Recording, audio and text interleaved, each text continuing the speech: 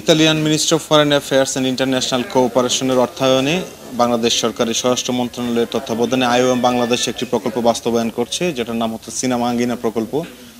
তো এই প্রকল্পের মূল কার্যক্রম হচ্ছে আমরা এডুটেনমেন্টের মাধ্যমে মানুষকে আসলে অনিরাপদ অভিবাসনের যে ঝুঁকি সেই বিষয়ে এবং নিরাপদ অভিবাসনের যে প্রক্রিয়া এবং পাথওয়েজগুলো আছে সেই বিষয়ে মানুষের মধ্যে সচেতনতা তৈরি করা, যাতে করে মানুষ জীবনের ঝুঁকি নিয়ে অনিয়মিত উপায়ে বিদেশে পাড়ি না জমায়।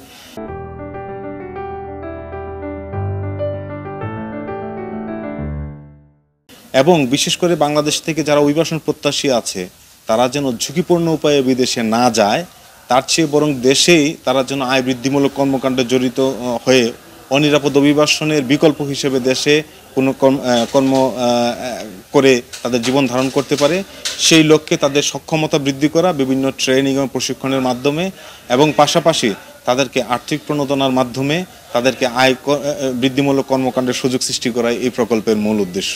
আশা করি প্রকল্পের মাধ্যমে মানুষের মধ্যে সচেতনতা তৈরি হবে, অনিরাপদ অভিবাসনের পরিমাণটা কমবে এবং নিরাপদ অভিবাসন নিশ্চিত হবে।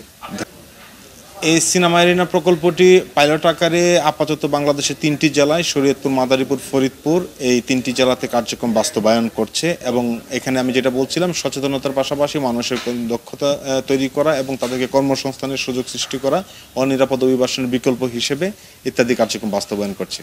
আমাদের কর্মকাণ্ডগুলোকে আমরা সমাবেশন করার চেষ্টা করেছি, ওটা রিড আউট করলে সবাইকে চিনেন। 2জন বা 3জন ব্যক্তির নাম এখানে উল্লেখ করা খুবই বাঞ্ছনীয় বলে আমরা মনে করছি।